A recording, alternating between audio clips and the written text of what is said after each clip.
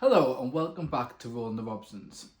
In this video we're going to give you an update of where we have been because I'm not really sure how many videos we've put out in the past year.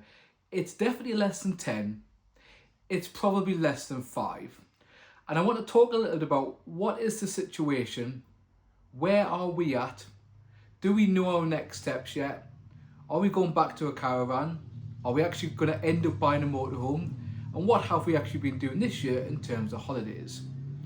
So this will be a little bit rough and ready to talk about what we're doing. So we sold the caravan now, I think about 3 years ago, give or take around two to 3 years ago. We sold it for quite a low price, I suppose, even during near COVID times, of about 30.5 grand. What we did with that money is we paid off all our debt, so we have no debt apart from the house, which is still quite a big debt, but we don't have any extra debt, might be the way of describing it. And that's one of the principles that we're trying to stick by, because by not having the car payment, not having a caravan payment and all that, it just means on a monthly basis we have a lot more spare cash than we used to. And because obviously then the cost of living crisis came, it still hit us quite hard, but it would have hit us a lot harder if we were still paying for 2 cars, a caravan on like a loan, because we often don't take kind of PCP or whatever hire purchase finance. That's not for us, and interest rates to me are too high, so we've always bought things by getting a loan. So yeah, we sold it about 2 and a bit years ago with the intention that we'd move over to a motorhome. If you're new around here, my name is Paul Robson, and there's also my 3 children and my wife, so there's 5 of us in total. And one of the reasons we sold the caravan is we were struggling to get away in it due to the fact that my children do dancing. Now, you probably heard this before, but my children's dancing is a lot less than it used to be on a weekend. So now none of them dance on a Saturday like they used to, which is good, but they still dance on a Friday and don't finish till late 8 o'clock. So I think as much as it would be nice to have a caravan again, and I've actually looked a little bit, it's just not an easy option for us at this moment in time. We would get one and there'll be arguments between me and the kids about going away, and I don't think that would really help family life, because one of the things that we used to have is caravan time is family time and caravan time is freedom, which I still think it is. So that leads us to why we thought about getting a motorhome. And we've been looking for the past couple of years, but after COVID, prices, as you probably know, have been insane. It's actually been sometimes more expensive to buy a caravan 3 or 4 years old than it was brand new, which makes no economic sense. If you buy a car 3 years later, it's often lost nearly 50% of its value. But with motorhomes, it hasn't historically been that way, and it hasn't been that way since COVID. So we've kind of been waiting for the market to drop, and I think it has. It's probably not dropped as much as I think it should do, but that is what it is. Obviously dealers, unlike caravan dealers, seem to be adjusting a bit less. There has been, again, even this week, a few dealers gone bust.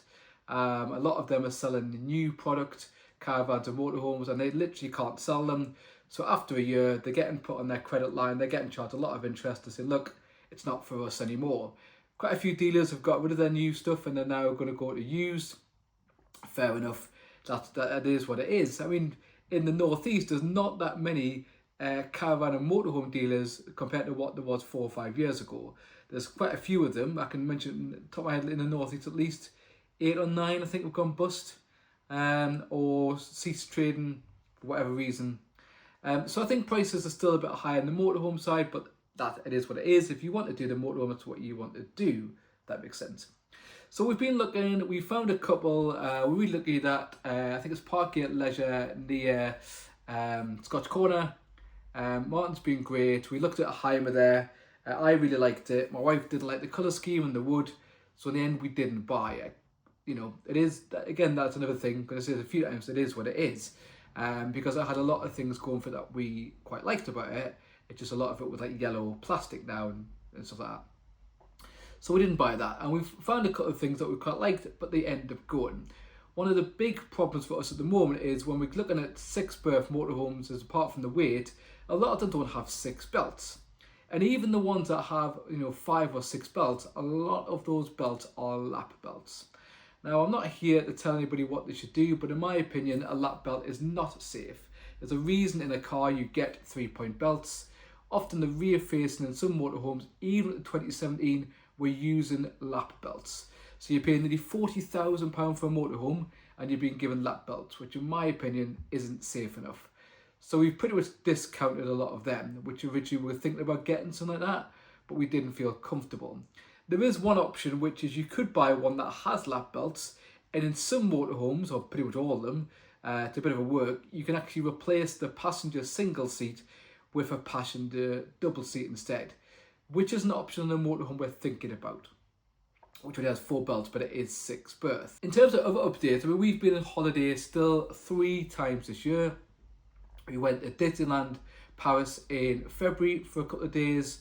We then went on an all-inclusive holiday to Bulgaria, and we've just came back from a 2-week all-inclusive holiday in Turkey, which are things that we haven't done in years since before Olivia was born, and Olivia is now 8. That's still a bit of a problem, I think, for the caravan and motorhome market, because those prices on holidays abroad have gone down quite a bit from their peak. So the holiday to Bulgaria, and again, I'm not saying this to make anybody feel bad about themselves, it cost us £2,000 per week for 5 people for 7 nights, and that was fully all-inclusive. We didn't have to spend any of our money if we didn't want to.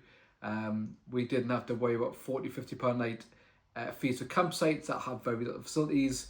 So I suppose it would be more expensive than staying in the UK, but we got a lot more for that. We got all our food. Obviously, that means you're not going to make the food, you're not going to tidy it up after, all that good stuff. And the same in Turkey. Turkey, we went to Kusadasi, we went to a hotel called Unique, which we were scared about because on TripAdvisor lots of people were being very negative about it. But I think if you realise it was a bargain basement, bargain basement's a bit harsh, but a bargain hotel, you kind of know what you're getting. So we spent £4,000 on that, and again for 5 people for 2 weeks. You know, flights which are 4.5 hours and 9 hours of flying on a plane, transfers, all the food you could possibly eat if you wanted to. It had 12 pools, all of that good stuff, and it cost us £4,000 because we were thinking, like we have done the past couple of years previous, to go into a static caravan. And in fact, I think it would have cost about £2,700 to go to France in static caravans, and that's obviously without food. So for 14 days, it was less than £100 extra per day to go to Turkey, where we're guaranteed good weather, and the weather was absolutely stunning. So I think the caravan and motorhome market has a little bit of a problem, particularly in the motorhome market. They're charging top money for things, and people are thinking, well, why should I spend 50, 60, even £100,000 on a motorhome when effectively I can go on a holiday and probably spend a lot less? Because even to keep your motorhome per year, due to depreciation, you're probably talking £4,000 a year, right? So you can go on a holiday abroad and not have any of their worries. So we are still looking to get a motorhome. That hasn't gone away, but we just got the point in about June saying, look, we've looked for a while, we haven't found anything we wanted now, price point, it's not quite working, let's just get away. And it was pretty much, you know, we went from Glasgow, which is a bit of a pain, because if you go from Glasgow compared to Newcastle, where we live, it was about over £1,000 cheaper. Same with Bulgaria. So we saved £1,000 by not going from our local airport. Go figure. So we are still looking at getting a motorhome. The season's pretty much done, so we are hoping that people might put their vans up at a more reasonable price. I went to see an ex-hire one today in immaculate condition. I think it's called Bay Motorhomes in Newcastle. I think so the price for me is a bit high at £48,000 for something that's now 5 years old. But again, it is what it is. They have a slightly older one coming in, so we're going to see what that one looks like when it comes back from hire. But immaculate, and they looked after it really, really well. And that's one of the problems we have, that there aren't many dealers in the North East that we can go and see motorhomes. And I know you can go to a motorhome depot and all that, but I don't really want to travel around the country. If I'm putting that much money in, I want to be able to take it back if we have any snags and issues fairly locally. I don't want to have to be putting like a 3-hour or 6-hour round trip to go and get it sorted. So we're still looking. There is one motorhome we quite like, which is a bit cheaper, and we're thinking about replacing the front seat with double seat. That has its problems, because it makes it a bit hard to get from the cabin to the main part, but that is a possibility. Because obviously we found that we quite like going away on holiday, or the girls particularly like going kind of more fancy holidays, they call it. Although I think they miss France as well, and I particularly miss France this year. It was just so much easier. You didn't have to worry, like I said, about making food, buying food, clean up the dishes after you just went down, had your food and you walked away. And if you wanted a pint, you got a pint. And if you wanted a cocktail, you got a cocktail. And that was, you know, like I said, £4,000. Next year, looking similar things at over £5,000. So that's clearly not going to be an option at the moment. But yeah, we looked at a few things. We thought about going back to Caravan. I love caravans. It's what got us to channel where we are now, over 5,000 subscribers. So thank you very much. But the caravan option isn't a good one at the moment because we'd be getting to pitch, you know, 9-10 o'clock at night, then having to set up the caravan, all that stuff. It is a chew on. We have a motorhome. We can go and pick the girls up pretty much straight from dancing. We can drive to the site or the wild camp, whatever. And, you know, it's not perfect, but it kind of does a job. My worry is that we go and buy a motorhome, we don't like it, and it's selling on. So that's why I'm trying to find a good price, because if we buy it at top money and then we try to sell it, we might struggle a little bit on that one. In terms of me personally, anybody who knows I was a teacher for 20 something years. I left teaching in January 2024, and then this year in April 25, have to think there, I went back into teaching. So actually I work part-time at a really top independent school in the Northeast for computer science, but I also have my business, which takes up a lot of my time. So I do have videos prepared that I could have put out before this one, but I need editing. And I also as well do contract work for the government at a company called STEM Learning, and a lot of that's been video work. So effectively I've been spending a lot of my days doing video editing. So I have 2 days a week where I don't go into school and I run my business, which is a tutoring business. So if you or your sons or daughters need some tutoring in computer science, maths, geography, I think French, we've got economics, business studies, we've got quite a few, then by all means visit our website, smashyourexams.com/tutoring to find out more. But this isn't an advert about that. It's just giving you a bit of an update about where we are as a family. You know, things aren't as busy as they used to be because the past year and a bit it's been a bit hectic. But we have a fair chunk of money saved up now for the right van. So it's got the box has got a tick for us. It's got to be 6 berth or at least 5 berth. It's got to have 5 full seat belts. Don't want lap belts.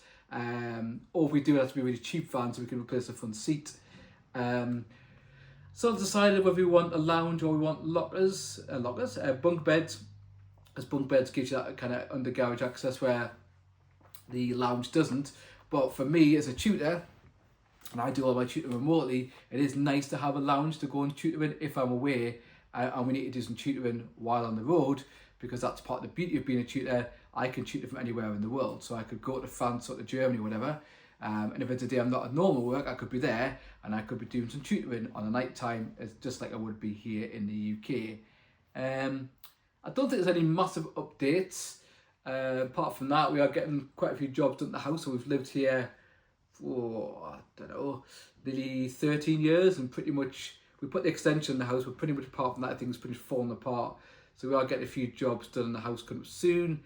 We're not sure whether we're going to go to the Caravan and Motorhome Club or kind of whatever it's called in October, but we'd like to, and again, it's a lot of its time. So even looking at motorhomes, I went to see one today.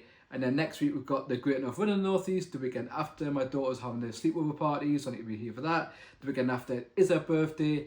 It's just family life, it's hectic. I'm sure that's the same for a lot of them. So hopefully you enjoyed a lot of that waffle.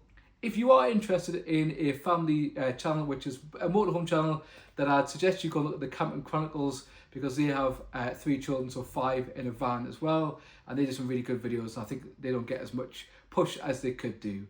So remember, if you haven't already, to subscribe, like the video, and we will try and put out more content coming up over the next few months. See you later.